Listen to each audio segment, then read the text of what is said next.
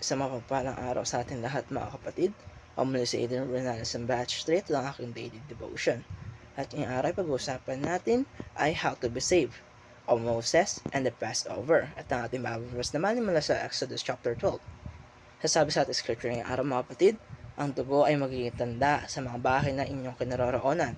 Pag nakita ko ang dugo, ako'y lalampas sa inyo. Ito ay ayon sa Exodus chapter 12 verse 13. Ang Exodus chapter 12 mga kapatid ay isa sa pinakamahalagang kabanata ng buong Biblia dahil dito malinaw na pinapakita ng Diyos kung paano ang kaligtasan. Ito ay hindi tungkol sa lakas, talino o kabutihan ng tao. Ito ay tungkol sa pagsunod at pampalataya sa paraan ng ating Panginoon.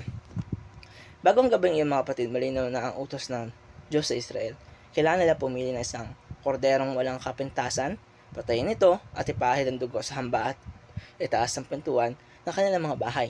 Hindi sapat na pumatay ng kordero. Kailangan ipahid ang dugo, ang kaligtasan na hindi lamang kaalaman, kundi aksyon ng panampalataya. Sa gabing iyon, mga kapatid, dumaan ang hatol ng Diyos sa buong Ehipto. Walang piniling mayaman man o mahirap, Israelita man o Ehipsyo.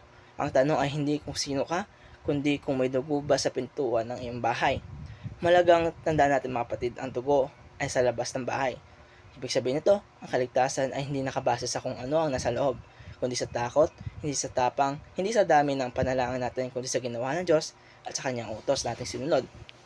Ito ay magiging gabi ng pagbabantay sa Panginoon, isang alaalang magpakilanman. Ito ay ahango sa Exodus chapter 12 verse 42. Ang Passover ay hindi lamang pag-iwas sa kamatayan mga kapatid. Ito ay simula ng bagong buhay sa gabing iyon. Hindi lang naligtas ang Israel sa pinalaya sila mula sa pagkakalipin, sila ay inilabas bilang bayan ng Diyos. May isa pang mahalagang detalye dito mga kapatid, na kailangan nila kainin ng kordero. Pinakita nito ng kaligtasan na hindi lang panlabas na proteksyon, kundi panloob na pagtanggap. Ang ginawa ng Diyos ay kailangan tanggapin at paniwalaan, hindi lang basta obserbahan. Ang dugo sa pintuan niya kasabing may namatay na kapalit ko. Ito ang puso ng kaligtasan, may kapalit na sakripisyo sa Passover.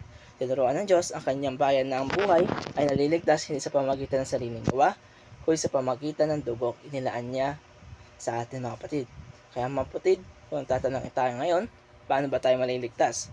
Kung ang sagot natin ay hindi kung gaano kakabuti, hindi kung gaano ka nagtitiwala sa paraan ng Diyos, tulad ng Israel, maaaring nasa loob ka ng bahay. Pero ang tanong ay may dugo ba sa inyong pintuan? Ang tuwing na kaligtasan mga kapatid ay dumarating kapag tayo ay sumunod at nagtiwala sa plano natin Panginoon. Kahit hindi natin ito lubos na naunawaan ng lahat ng plano natin Panginoon para sa atin.